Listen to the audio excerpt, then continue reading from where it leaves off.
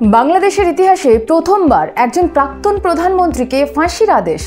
বাংলাদেশের জুলাই গণঅভ্যুত্থানের সময় সংঘটিত মানবতা বিরোধী অপরাধের দায়ে শেখ হাসিনাকে মৃত্যুদণ্ডের আদেশ দিয়েছে বাংলাদেশের আন্তর্জাতিক অপরাধ ট্রাইব্যুনাল।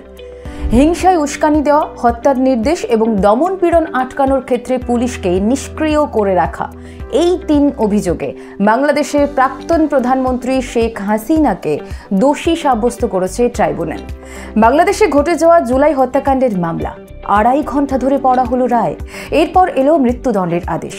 সাবেক স্বরাষ্ট্রমন্ত্রী আসাদুজ্জামান খানকেও মৃত্যুদণ্ড দেওয়া হয়েছে। আরেক আসামি পুলিশের সাবেক মহাপরিদর্শক আইজিপি চৌধুরী আবদুল্লাহ আল মামুন রাষ্ট্রের সাক্ষী হওয়ায় তাকে 5 বছরের কারাদণ্ড দেওয়া হয়েছে। প্রশ্ন উঠছে, এটা কি ন্যায় বিচার নাকি রাজনৈতিক প্রতিশোধের সর্বশেষ অধ্যায়? কারণ বর্তমানে বাংলাদেশে এখন কোনো জনগণ দ্বারা নির্বাচিত সরকার নেই। এই মতো অবস্থায় এই রায় সত্যি কি ন্যায় বিচার নাকি রাজনৈতিক প্রতিশোধ? তাছাড়া মামলার এই 3 আসামির মধ্যে শেখ হাসিনা ও আসাদুজ্জামান পলাতক, দুজনই এখন ভারতে অবস্থান করছেন। এখন ভারত কি বাংলাদেশের শেখ হাসিনাকে ফেরত দেবে? ভারত কি আইনের পথে হাঁটবে নাকি রাজনীতির পথে? হাসিনা কি ফিরে যাবে বাংলাদেশে নাকি ভারতের আশ্রয়ে বাঁচিয়ে রাখবে দক্ষিণ এশিয়ার সবচাইতে বিতর্কিত এক রাজনৈতিক চরিত্রকে? আর সবচেয়ে বড় প্রশ্ন, এটাই কি বাংলাদেশের ভবিষ্যৎ রাষ্ট্রচিত্র বদলে দেবে?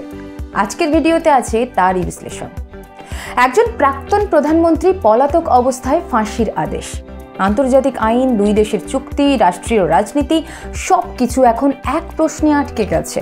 এখন ফাঁসির সাজাপ্রাপ্ত হাসিনাকে কি বাংলাদেশের হাতে তুলে দিতেই হবে ভারতকে? কি বলছে আইন? কি রয়েছে 2 দেশের চুক্তিতে? চলুন জেনে নিই। চলতি বছর অক্টোবর মাসে হাসিনার প্রত্যর্পণের বিষয়ে ফের নিজেদের অবস্থান স্পষ্ট করেছিল ভারত। ভারতের বিদেশ সচিব বিক্রম মিস্ত্রি জানান, এটির সঙ্গে আইনি বিষয় জড়িয়ে আছে। উভয় দেশের মধ্যে তা নিয়ে আলোচনা হতে পারে। বর্তমানে ভারতে রয়েছেন আওয়ামী লীগ নেত্রী হাসিনা। ইতিমধ্যেই বাংলাদেশের অন্তর্বর্তী সরকারের আইন উপদেষ্টা আসিফ নজরুল জানিয়েছেন, হাসিনাকে ফেরাতে চেয়ে ভারতের কাছে আবারও চিঠি দেবেন তাঁরা। ভারত এবং বাংলাদেশের মধ্যে একটি বন্দি প্রত্যর্পণ চুক্তি রয়েছে। ওই চুক্তি অনুযায়ী আদালতের রায় প্রত্যর্পণ করানোর মতো অপরাধ করে থাকলে সংশ্লিষ্ট ব্যক্তিকে এক দেশ অপর দেশের হাতে তুলে দেবে। গত 2024 সালের ডিসেম্বরেই হাসিনাকে ফেরত চেয়ে নয়াদিল্লিকে কূটনৈতিক চিঠি পাঠিয়েছিল মোহাম্মদ ইউনুসের নেতৃত্বাধীন বাংলাদেশের অন্তর্বর্তী সরকার। ওই চিঠির প্রাপ্তি স্বীকারও করেছিল ভারত। বিদেশ মন্ত্রকের মুখপাত্র রণধীর জয়সওয়াল জানিয়েছিলেন, হাসিনার প্রত্যর্পণের বিষয়ে বাংলাদেশের একটি চিঠি তাঁরা পেয়েছেন, কিন্তু এ বিষয়ে কোনো মন্তব্য এখনই করা যাবে না বলে জানান তিনি। বিদেশ মন্ত্রক সূত্রে জানা গিয়েছিল, আগে ওই চিঠির বৈধতা যাচাই করতে চায় নয়াদিল্লি। কারণ কোনো দেশের অন্তর্বর্তী সরকার যা কিনা জনগণের ভোটে নির্বাচিত নয়, অন্য রাষ্ট্রের নির্বাচিত সরকারের কাছে কোনো রাজনৈতিক নেতার প্রত্যর্পণ চাইলে আইনি দিকগুলি খতিয়ে দেখা প্রয়োজন। অর্থাৎ চলতি বছর অক্টোবর মাসে হাসিনার প্রত্যর্পণের বিষয়ে আবার নিজেদের অবস্থান স্পষ্ট করে দেয় ভারত। ভারতের বিদেশ সচিব বিক্রম মিস্ত্রি বলেন যে, আমি শুধু এটুকুই বলতে পারি যে এটি একটি বিচার বিভাগীয় এবং আইনি প্রক্রিয়া। এর জন্য 2 দেশের সরকারের মধ্যে আলোচনা এবং পরামর্শের প্রয়োজন রয়েছে।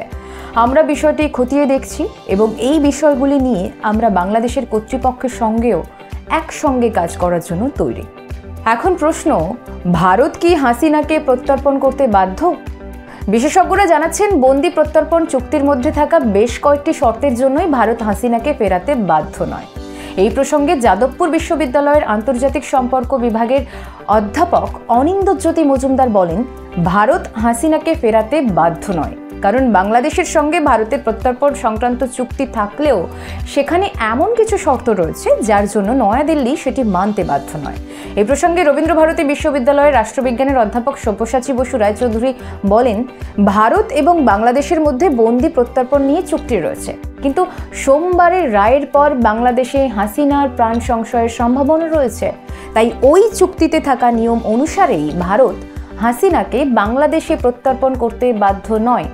এই প্রসঙ্গে আইনগত দিকটি ব্যাখ্যা করে কলকাতা হাইকোর্টের আইনজীবী অরিন্দম দাস বলেন, হাসিনা এই রায়ের বিরুদ্ধে সুপ্রিম কোর্টের দ্বারস্থ হতে পারেন, কিন্তু দেশে না থাকার জন্য হাসিনাকে যদি তা করতে বাধা দেওয়া হয় তবে তা মৌলিক অধিকার লঙ্ঘনের শামিল। একই সঙ্গে তিনি আরও জানান, ট্রাইব্যুনালের রায়ের প্রতিলিপি পাঠানো হলেও ভারত তা মানতে বাধ্য নয়।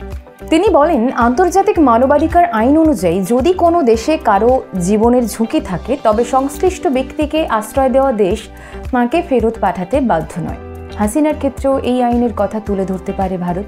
এখন প্রশ্ন উঠছে, সামনে কি হতে পারে? অর্থাৎ ভারত বাংলাদেশের মাঝের সম্পর্কের ভবিষ্যৎ কি হতে পারে বা ভবিষ্যৎ ইম্প্যাক্ট কি পড়তে পারে? বিশেষজ্ঞদের মতে বাংলাদেশে রাজনৈতিক অস্থিরতা বাড়তে পারে। ভারতের সঙ্গে বাংলাদেশের কূটনৈতিক সম্পর্ক জটিলও হতে পারে। তবে হাসিনা আত্মসমর্পণ করলে পুরো দক্ষিণ এশিয়ার রাজনৈতিক সমীকরণ বদলে যাবে। আর যদি আত্মসমর্পণ না করেন, মামলাটি আরও দীর্ঘায়িত হবে। রাজনৈতিক সমালোচকরা বলছেন, ফাঁসির রায় শুধু একটি আইনি সিদ্ধান্ত নয়, এটা বাংলাদেশের ভবিষ্যৎ রাজনীতির রোডম্যাপ।